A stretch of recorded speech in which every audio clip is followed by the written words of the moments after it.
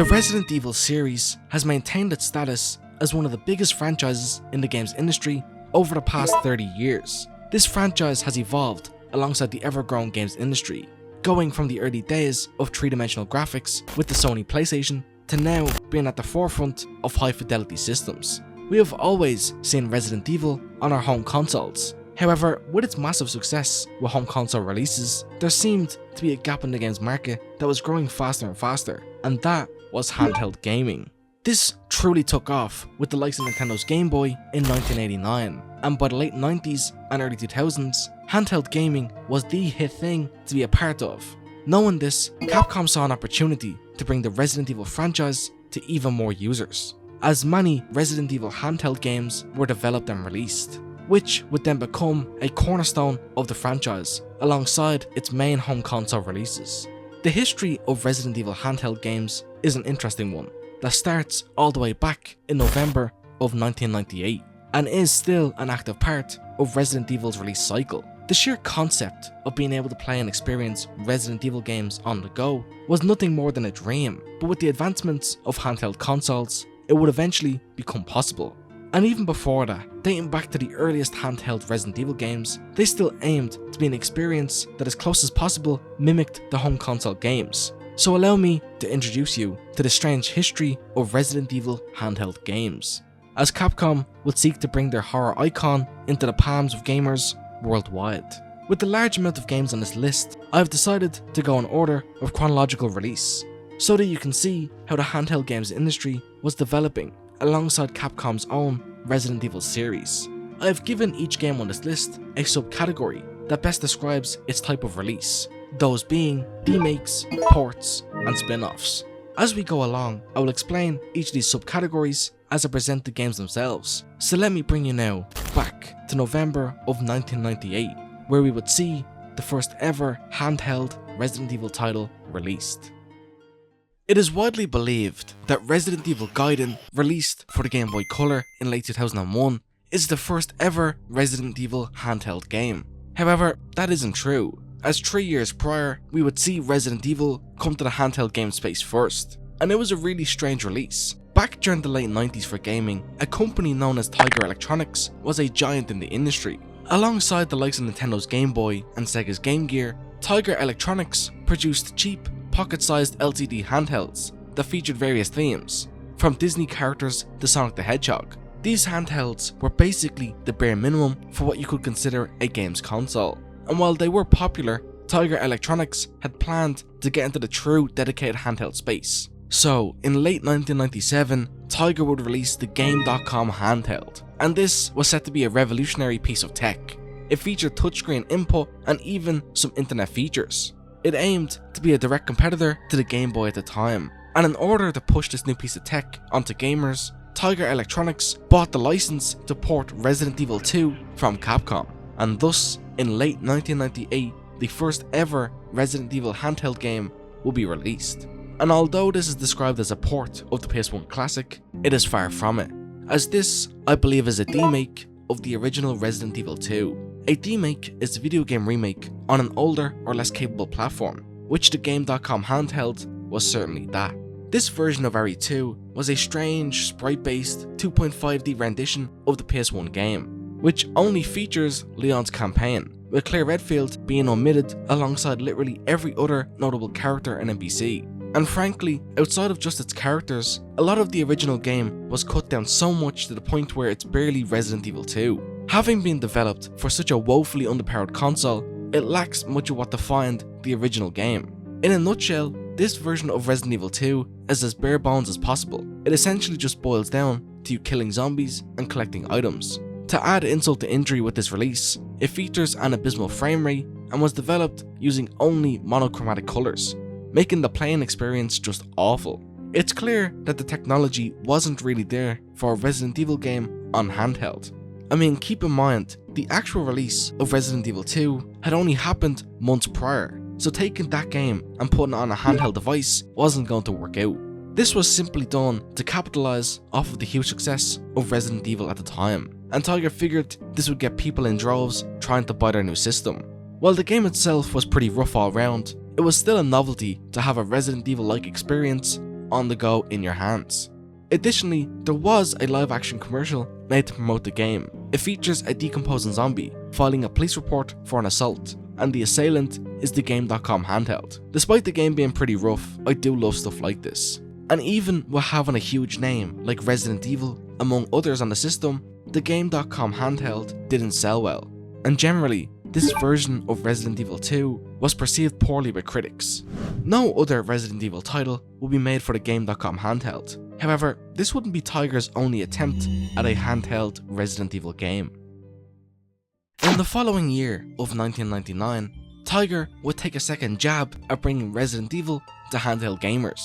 And despite all of the shortcomings of that Game.com handheld and that version of RE2, Tiger decided to double down on that fact as they would release Resident Evil 2 on the Tiger 99X.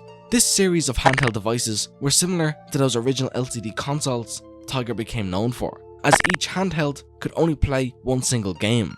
The 99X featured a dot matrix screen, and while that is an improvement over LCD displays, it is however a massive downgrade from the Game.com handheld.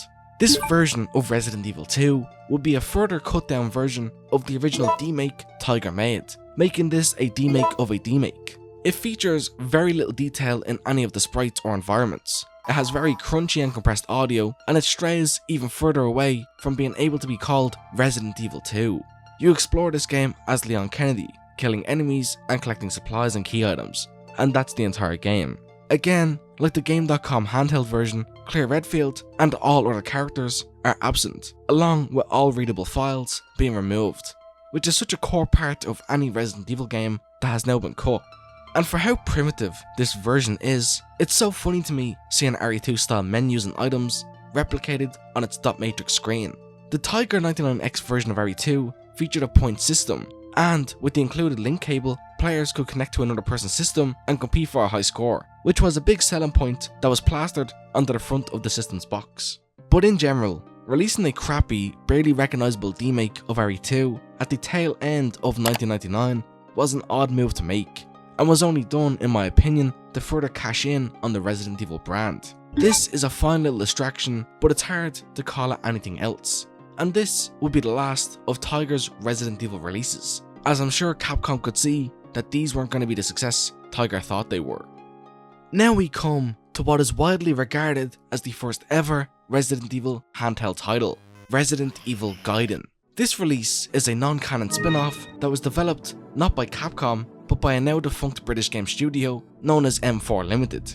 However, despite its non-canon spin-off nature, some pretty serious Capcom devs worked on the title, with the man himself, Shinji Mikami, overseeing the project, and the director of Code Veronica, Hiroki Kato, writing the story for the game. This shows that despite its side game nature, Capcom still cared very much about the project, which is more than I can say for the Tiger Electronics games.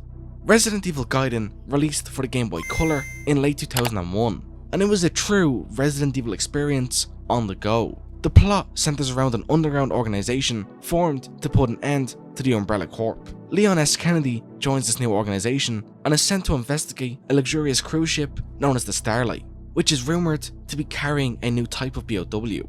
After contact with Leon is lost, our second protagonist, Barry Burton, is sent in to look for him, which opens up a whole new can of worms altogether. For its gameplay, this is where Gaiden strives to be as close as possible to the main home console games. Players can explore the Starlight ship, collecting items and combating enemies in the process. The camera assumes a top-down perspective when players are roaming around. However, when coming into contact with an enemy, the perspective shifts into a first-person POV, which is how combat is done in this game. As for attacking enemies, I find this game's system genius, as it still manages to inflict feelings of dread and panic, just like the tank control combat does in the main games. When a zombie is present, a cursor will move left and right on the screen. A small bar will be randomly placed along the screen, and players must press the action button while the cursor is inside of it to attack. Attacking while the cursor is outside of this bar will cause the attack to miss, and if players can time it just right and press the action button when the cursor lines up with the inner reticle, the attack will be a critical hit. This system, while looking very different to the main series combat style, is design-wise very similar, and I find it so clever how the devs came up with this rhythm style of combat in order to work around the system's limitations. The sprites that are seen in first-person combat screens are also really gnarly looking. while much less detail is seen while exploring, again due to hardware limitations. And Gaiden's combat doesn't just have you face off against regular zombies, as many boss fights can be encountered throughout the game. Typically through exploring, the player will encounter cutscenes that progress along Gaiden's story. While these cutscenes are just mainly still shots of characters with some text, they do still deliver a narrative. Accompanying these 8-bit cutscenes is Gaiden's soundtrack, and while Gaiden's sound selection is a far cry from the main series, it does feature some nice chiptune tracks that, while they are somewhat crunchy and compressed sounding, they do still attempt to provide some chilling atmosphere, which I can respect. And I still find it very impressive that generally every piece of a Resident Evil game is here in Gaiden in some way. We have exploration of large environments, detailed and grotesque monsters, survival horror combat and resource management, atmospheric music, and even a cheesy plot to follow along. Gaiden's story concludes with a pretty cool and shocking plot twist, as Barry, Leon, and new character Lucia safely escape the Starlight cruise ship just before it is destroyed. However, it's revealed that Leon may not be the Leon we know and love, as a small cut on his neck shows that his blood is a neon green colour. Presumably during the game's story, at a point when Leon is taken, it's implied that he was either killed and or replaced with a BOW clone of himself, which is such a cool and shock twist to end an RE game off on, although this game is non-canon for obvious reasons. I also find the development around this game to be so interesting, as initially this game was meant to be a port of Dino Crisis from the PlayStation 1, but due to hardware limitations, development wasn't going smoothly. Capcom at roughly the same time had attempted to port the original Resident Evil to Gameboy, which also failed. Realizing that ports of PS1 titles wasn't possible with this tech, Capcom chose to pivot, and instead, that version of Dino Crisis by M4 Limited was altered into an original Resident Evil title. Something that is also interesting about Gaiden's development is that the much more powerful Game Boy Advance had been released earlier in 2001. Despite this, Capcom opted to not bring Gaiden to the more powerful hardware, and it's solely released for the Game Boy Color, which would be the only Resident Evil title released on the Game Boy. The Game Boy Advance didn't get its own Resident Evil game either, which I find strange due to how popular the system was. The next time we would see Resident Evil on a handheld device would be on Nintendo's next generation dual screen handheld. After many failed attempts at bringing a full Resident Evil title to handheld devices, Capcom finally accomplished that feat with Nintendo's next generation handheld console, the Nintendo DS. Its system's extra power made it much more possible for games from the 5th generation of consoles to be seen running on it. Nintendo proved this with their port of Super Mario 64. The DS being able to run early 3D N64 games gave Capcom the push they needed to finally port a home console Resident Evil game into the handheld space, as Resident Evil Deadly Silence would be released for the Nintendo DS in early 2006. The cleverly named Deadly Silence, which can also be read as just Resident Evil DS, would be a full port of the 1996 PS1 original, although it's a souped up version at that. This is the same classic Resident Evil you know and love. It even features the FMV cutscenes the PS1 had. Textures and resolution have been given a nice facelift from the PS1, albeit the DS has very small screens. Aside from this being a portable version of the classic, there was a nice amount of brand new content. There were several new mechanics introduced in order to make use of the Nintendo DS's specific hardware, like its dual screen setup and touchscreen display. With the system's unique dual screen setup, players can see much more than they normally could in RE1, as the top display will be used to display a map, the player's health and remaining ammo, and the bottom screen will be reserved for gameplay, meaning at a moment's glance, you could get some crucial info in the midst of battle. One of the more unique gameplay additions of this port are these knife fight combat segments, in which the player will need to defend themselves from zombies or dogs using the basic combat knife. Players must swipe their stylus to swing the blade, or tap the screen to stab it forward. While a little gimmicky, this does break up the basic tank control combat a bit, and it can also reward the player with health items or ammo based on their performance. There was also new puzzles introduced that need to be solved via the touchscreen or by blowing into the system's built-in microphone. Even more smaller changes were added with this release, such as the 180 quick turn while moving and dedicated knife button, which were all nice quality of life features taken from newer RE games. While these are all interesting additions, if you want a more standard true RE1 experience, There is a separate mode labelled Classic, which omits all of these new additions. Players could also unlock unique new costumes for Chris, Jill and Rebecca exclusive to this version of the game. And there was even an Easter egg where players could poke either protagonists using the stylus in some pretty questionable areas, which the characters would react to. Deadly Silence did also feature local multiplayer, which brings 2 new game modes to this release. There is a co-op mode which has players team up to beat 3 different levels based on areas from the main game. This is a strange co-op mode, as players are unable to see each other's characters, as they will just simply appear as a standard shape on each other's screens. Presumably, this is due to the network bandwidth of the system. However, any damage you deal to a zombie in a room is reflected in the other person's game, which makes it feel more connected and like you're trying to work together in order to survive. Supplies around the mansion aren't shared, so all players can pick up ammo and health at their own need.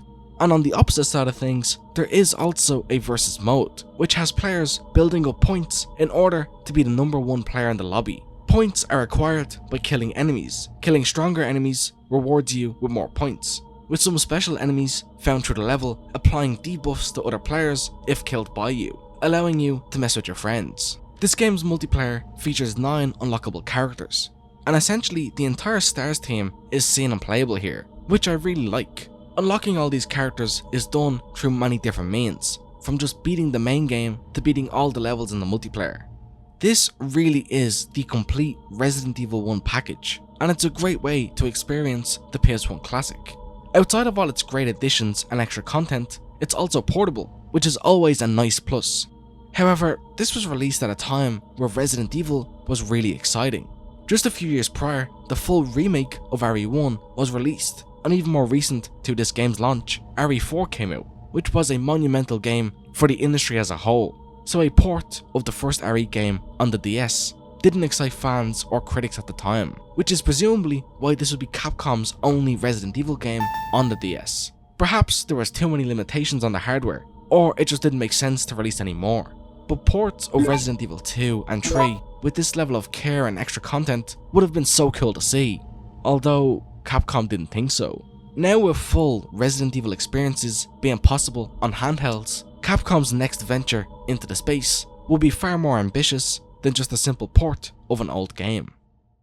In late 2003, mobile phone company Nokia decided that they were going to throw their hat into the ring of handheld gaming. They aimed to use their strong background in mobile phones to break off some of Nintendo's Gameboy's mass success, as they would release the Nokia N-Gage. This hybrid system was both a mobile phone and a handheld games console. This all-in-one hybrid pitch seemed like an easy smash hit. It gave more adult gamers an opportunity to have all their cell phone needs met at the same time as having a handheld games console. Despite that pitch, this all-in-one system didn't quite catch on, and even with newer iterations of the console, it couldn't be saved. Nokia, still adamant to get into the industry, chose to change game plans, and instead of making dedicated handheld devices, they opted to release a series of games for all compatible Nokia phones. This was done through the N-Gage 2.0 mobile gaming distribution platform. With this, Nokia aimed to capture more users, along with giving consumers the option to rent games out and try them before committing to a full purchase. And a part of this game's service, we would see a Resident Evil title, Resident Evil Degeneration, a spin-off game based on the CGI movie that released in 2008. However, this is a handheld games video, and thus that digital version of RE Degeneration was printed physically and released for the old Nokia N-Gage, 2 years after the system was discontinued. Nevertheless, Resident Evil Degeneration is a mishmash RE game that mostly resembles Resident Evil 4 in its gameplay and mechanics. Being a loose adaptation of the CGI movie, RE Degeneration's plot follows along similar threads to the film. In its gameplay, this game is essentially a diet version of RE4. Its camera style and controls are very similar. Leon can shoot zombies in specific areas to stun them, and then follow up with a melee attack. The game has an abundance of quick time events. Zombies can drop consumable items and cash that Leon can then use as a merchant character to buy new weapons, items, and upgrade his current gear. The level design follows a mostly linear path, and the game progression is broke up using a chapter system just like in RE4. We even see boss fights sprinkled throughout the story, with Leon facing off against multiple tyrants over the course of the game. Also pulled straight from RE4 is Ingrid Hunnigan, Leon's handler, who periodically will contact him throughout the game asking for status reports and updates. While the game is fully 3D, character models look a bit rough. As for the game's narrative elements, these are delivered through cutscenes, though these are pretty awkward interactions, where characters will stand around in idle animations with some text on screen. RE Degeneration feels like such a product of its time.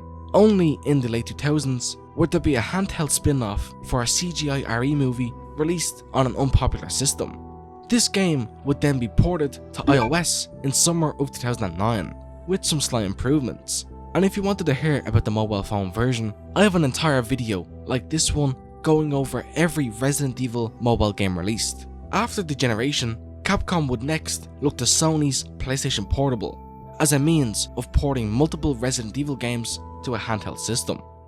The PlayStation Portable had an interesting relationship with the Resident Evil series. A powerful handheld with a large user base seemed to be the perfect place for a Resident Evil game, and that very nearly happened. During Sony's press conference at E3 2009, Sony would unveil the working title for a brand new Resident Evil game for the PSP, titled Resident Evil Portable. However, this game never came to fruition, as it was quietly cancelled, meaning the PSP wouldn't ever get its own dedicated RE game. However, ports of Resident Evil 1, 2 and 3 would be released under the PlayStation Classics brand.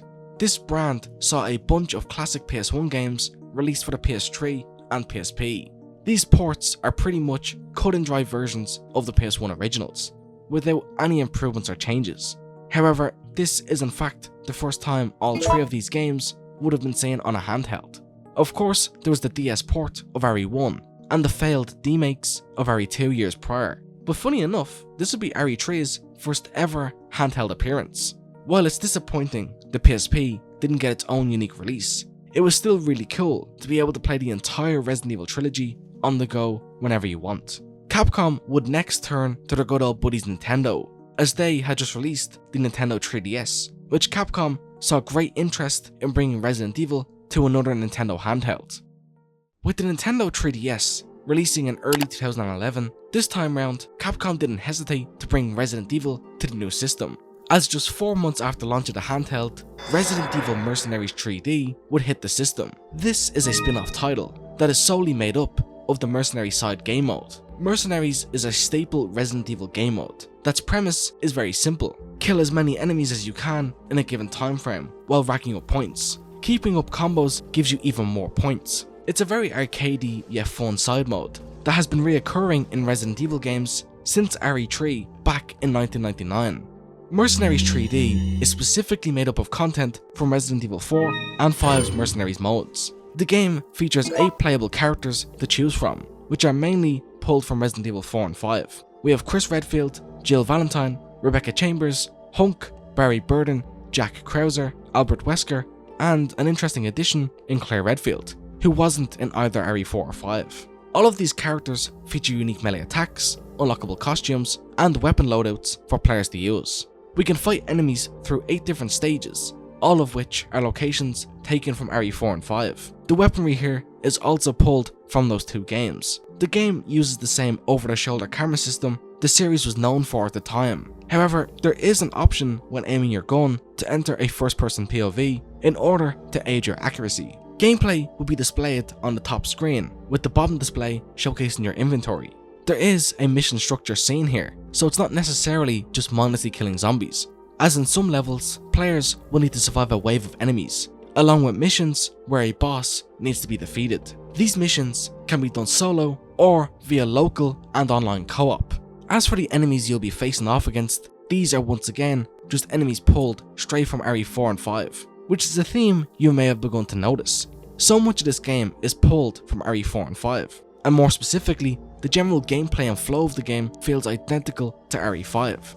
And that's because, supposedly, prior to this game's launch, Capcom had been working on a 3DS tech demo of Resident Evil 5, which then became Mercenaries 3D, although I can't verify this claim, so please take it with a grain of salt. Reviews for Mercenaries 3D were pretty mixed. However, this release seemed to be a testing grounds of sorts, as it did seem like Capcom wanted to bring a full new Resident Evil title to the 3DS, which is exactly what they did next. as just a year later, Resident Evil Revelations would be released for the Nintendo 3DS exclusively, before going to all other major platforms the following year. This was a ground-up, brand new Resident Evil title that was designed with the 3DS specific hardware in mind.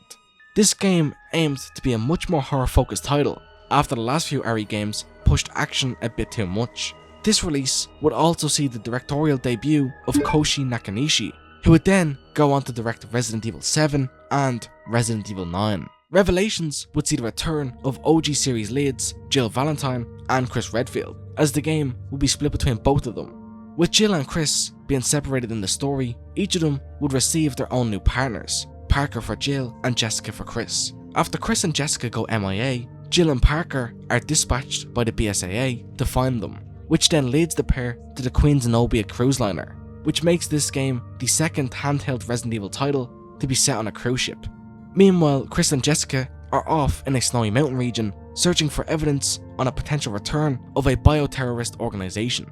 As for its gameplay, the game feels and controls similar to Resident Evil 4 and 5. However, to keep in line with its more survival horror focus, the game's overall pace is slowed down compared to those games. There is now a much greater emphasis on resource management and puzzle solving. Even with its slow, more methodical combat, if you are cornered, you're not entirely helpless, as the dodge feature makes a return from Resident Evil 3. Players are able to upgrade their weapons in-game, although this isn't done through a merchant character. Instead, this is accomplished by finding weapon kits throughout the ship. The item box also returns, allowing players to offload some of their excess items. And as for brand new mechanics, players are equipped with the Genesis Bioscanner, a tool which can be used to locate hidden items or even enemies, which further adds to the slow-paced, more survival horror focus the game was going for. Gameplay will be displayed on the top screen, while the bottom display shows the player's weapons and minimap. Given the game's cruise ship setting, occasionally small pockets of water can be discovered on board the ship, which forces Jill to swim beneath them to come out the other side, which puts her in danger, as the bioweapons featured here have adapted to their surroundings, and they now excel in the water. Outside of just the main campaign, Revelations offers a brand new side mode for players to sink hours into, with the Raid mode. This seems reminiscent of the Mercenaries, however it features player progression and is more structured compared to that game mode's mindless fun. Raid mode has players going from point A to B, all while outlasting hordes of enemies. Raid mode offers 20 different stages that can be played on 3 different difficulties, with one final level, the Ghost Ship, also available. Raid mode has a deep amount of player progression, with players being able to level up their characters, which increases their attack and defense, along with unlocking new guns for you to take into battle. Here we see a whole host of characters for players to use and unlock, with 10 unique characters for players to choose from. Each character also features unlockable costumes that change up their gameplay a bit. You can expect to play as Jill, Chris, and other characters from the game's campaign, with even more character additions added in this game's later ports. Raid mode sees a shop system, which allows players to purchase new weapons and supplies. Given its arcadey nature, this game mode does support online co-op or solo play, and at the end of each level, players will receive a score based on how well they performed, with statistics like accuracy, time, and damage taken all tallied up. Resident Evil Revelations was a success. While it does have its issues, its more horror-focused direction was a nice breather from all of the extreme action the series was seeing at the time, and Raid mode was also a great time waster that fans could get invested into. Resident Evil Revelations would then go on to spawn a small sub-series, with it receiving a sequel game a few years later. It's also so interesting to me how Capcom released a brand new Resident Evil game exclusively on the 3DS for a while. All other versions of the game are just upscaled versions of the 3DS original. With Capcom massively missing out on Sony's last handheld, the PSP, they were sure they would miss out on their next handheld, as this is where the Resident Evil series would appear for its next handheld release. With the PS Vita debuting in late 2011, Sony's shiny new handheld boasted high-speed performance for a portable system, and with the PSP selling a respectable 80 million consoles, Capcom were eager to get in on Sony's newest hardware. The first Resident Evil titles for the system would come with the handheld's 1.8 firmware update in August of 2012. This added the PS1 classics to the console store, which saw Resident Evil 1, 2 and 3 available for purchase. Interestingly enough, the rollout for these games was stunted depending on your region, as in some territories they may not have been available on the same day. These are just simple ports of the PS1 originals, identical to the PSP releases. While that's nothing extraordinary, it is portable Resi 1, 2 and 3, and there isn't much to complain about. The PS Vita would then get a new for handheld RE game in late 2015, when Resident Evil Revelations 2 would be ported to the system, and this is a real head scratcher of a release. The official launch of RE Revelations 2 was February 25th, 2015, and the PS Vita port wouldn't release until September-August time depending on your region. Now keep in mind, this is at a time when the PS Vita was not selling like Sony expected. This release also went straight to digital stores in most regions, with Asian territories getting a physical release. Resident Evil Revelations 2 follows a lot of the same design cues as its predecessor. It features two mainstay RE characters, each of them taking up about 50% of the game, with the player swapping back and forth between them. Rev 2 sees Claire Redfield return. She is partnered alongside Moira Burton, daughter to OG Resi character Barry Burton. Speaking of Barry, he is the main character for the game's other half, with him finding and being joined by a mysterious young girl called Natalia. The game's plot sees Claire Redfield and Moira Burton kidnapped during a company get-together, which leads our characters to exploring a desolate and abandoned prison. After catching wind of this, Barry Burton sets off to find his daughter. In its gameplay, Rev 2 builds upon the last game, as it aims to be slower and more survival horror focused than action horror, which the main series have been really pushing with recent releases like Resident Evil 6 and Operation Raccoon City. Both Claire and Moira have very different gameplay. Moira, due to a traumatic childhood incident, swears off firearms and sharp melee weapons, with these feelings being so strong that she would rather die than use a weapon. So Moira will mainly act like a support character. She can use a flashlight to stun enemies or find hidden items, similar in vein to the Genesis bioscanner from Rev 1. And as the story goes along, Moira does find other items to make herself useful outside of purely combat, which leaves Claire Redfield as the sole combatant, and it's up to this BOW veteran to deal with any threats. Resource management will be a key component of this game, along with stealth sections. With this dual protagonist setup, Rev 2 would see local co-op available, although online co-op unfortunately isn't. For solo players, the zapping system seen in RE0 also returns, with you able to swap between characters at a moment's notice. Barry and Natalia's half of the game follows a similar format, with Barry being the sole attacking power and Natalia being a support type character. Natalia is interesting though, because unlike Moira, she possesses special powers that allow her to see nearby enemies through walls, as if she can sense them. This allows Barry to know what's up ahead and plan accordingly. Just like the first game, Rev 2 offers a raid mode for fans to sink their time into, and this is a much expanded version of that original mode. There are more characters, more customization, 2 subsets of unlockable skills, both active and passive skills, and as for stages, there is 10 stages in total that mostly feature 6 levels each, aside from the last 2. You can expect all of the same raid mode fun going on from the first game's iteration, just expanded upon with way more content, along with Revelation 2's systems and movement. And of course, this game has online co-op. Given this game's spin-off status, not only was this title a bit more budgeted compared to the main series, but it also had a pretty unique release cycle, with the game releasing in episodes, similar to that of Telltale's Walking Dead games, with the first episode releasing on February 25th, and the final episode and retail disc versions of the game releasing a few weeks later on March 17th. This strategy of release is such a product of its time and isn't all too common these days. And as for the PS Vita port specifically, it runs pretty choppy to say the least. Resolution and texture work is massively downgraded compared to the main releases, and frame rate can be seen dipping as low as 15 frames a second depending on the area. This was due to the game being just a downported version of the base release, which was obviously built with stronger hardware in mind, which wasn't the case for the first Revelations game, as that was purpose built for the 3DS and then upscaled for other platforms.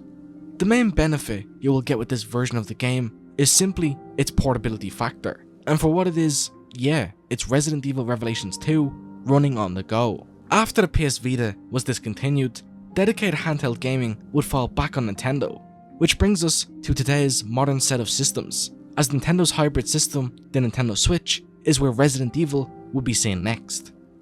With the massive boost in power brought by the Nintendo Switch system, Capcom was able to do more with the RE series on the handheld than ever before. Given its home console levels of graphics, this made porting older RE titles never before seen on the go possible, and while it's been a few years since many of these ports released, it's still a really cool novelty to be able to play these large resi games on the go. The first of these ports to come to Nintendo Switch was both of the Revelation titles, which released late in 2017, not long after the console's initial launch. The next title to come to the Switch is The Strangers by Far. Exclusively in Japan in May of 2018, the cloud version of Resident Evil 7 will be released. This cloud-based version was a streamed port of Resi 7. With this being a very graphically intensive Resi game released on current hardware, the Switch just couldn't manage a standard port of the game, and Capcom would trial this method of release. These cloud versions would be seen as a method of releasing new and high-fidelity games on the Switch, and it was a sort of this or nothing ordeal. The game is streamed via Wi-Fi, which streams the game directly to your handheld. If the Wi-Fi starts to dip in and out, or your connection isn't strong enough, the game may start to see errors or not work at all, which almost entirely defeats the purpose of the handheld aspect of this system. I could only see this being used by people with literally no other option to experience new games. And this wouldn't be Capcom's only cloud-based RE game, although I'll come back to that later on. Moving on a year now, in summer of 2019, a whole host of Resi games would be ported to the Switch. We would see Resident Evil 0, 1 Remake, and 4 all brought to the console via their modern HD remasters, and these games play and run great. I actually bought and played through RE4 on my Switch while on a holiday to Spain, which is a little ironic. Just in time for Halloween that year, Resident Evil 5 and 6 would also be ported to the Switch, and again, they run mostly alright and are in crisp, high definition. Already, that is a huge roster of Resident Evil games playable on the go. However, aside from just these pre-RE engine titles, Capcom wanted to bring all of the new and releasing Resident Evil games to Switch users. So in 2022, the cloud-based release strategy that had been tried in Japan years prior would be utilised to bring Resident Evil 2 Remake, 3 Remake, Village, and 7 worldwide to Switch users. Again, these are ports that wouldn't work on native Switch hardware, making this the only option to play these games on the system, even if it's not a very good one. With these scuffed cloud releases and native ports, the Nintendo Switch was home to a huge amount of the Resident Evil franchise, and all or most of these games being portable is a huge feat for the series. What was a mere dream 10-15 years prior is now just the norm. We will end off this history lesson with the most recent handheld system to receive a Resident Evil game, the Nintendo Switch 2. With the large boost in horsepower, the Switch 2 was finally able to break free from the shackles of the Switch Cloud versions of RE7 and 8, as both of these games would receive native ports to the Switch 2 early this year. These are most comparable to their PS4 versions, with similar resolution and frame rates. However, this is leaps and bounds better than the cloud-based versions the OG Switch received. Sadly, at the time of writing this script, Resident Evil 2 and 3 Remake have not received native ports, and are still stuck even on the Switch 2 with their cloud releases. And there's been no word at all about anything got to do with RE4 Remake. Which then brings me to the final Resident Evil handheld game to be released, Resident Evil Requiem. Launching on February 27th, 2026, RE9 would go to the Switch 2 in what is a very impressive feat. While yes, the resolution and textures is lowered, fine details such as character hair and close-up objects are much lower quality, but RE9 does maintain a fairly consistent frame rate, and that's very impressive considering this is a brand new, very graphically intensive game. And with this release, such a large portion of the franchise is now playable on the go. After going through the entire history of releases, looking back to the first handheld RE game over 28 years later, it's incredible how the series has evolved from not working on handhelds to sort of working on handhelds to now being released for handhelds alongside the main consoles. While I didn't mention it here, there are other emulation focused handhelds, such as the Steam Deck, that I'm sure can run many RE games. However, I wouldn't consider that for a video like this. With all of that history said and done, I want to ask you what your favourite Resident Evil handheld game is. Could it be an early title like Resident Evil Degeneration, or maybe it's a more recent release like the quirky spin-off Resident Evil Revelations? Let me know down below, I would love to hear it. Personally, I am quite fond of Degeneration. After covering it for 2 videos now, I've become a fan of this quirky movie tie-in game. However, the potential of a Mercenaries only game is something I would love to see on proper hardware. Anyways, that was the strange history of Resident Evil handheld games. I want to thank you so much for watching this video and joining me as I recount this history. If you did enjoy this video, please feel free to subscribe to my channel for more content like this. And who knows, maybe I'll look into the strange history of Silent Hill handheld games next. Anyways, that's enough out of me. I want to thank you once again so much for watching this video, and I will hopefully see you on my next one. Peace.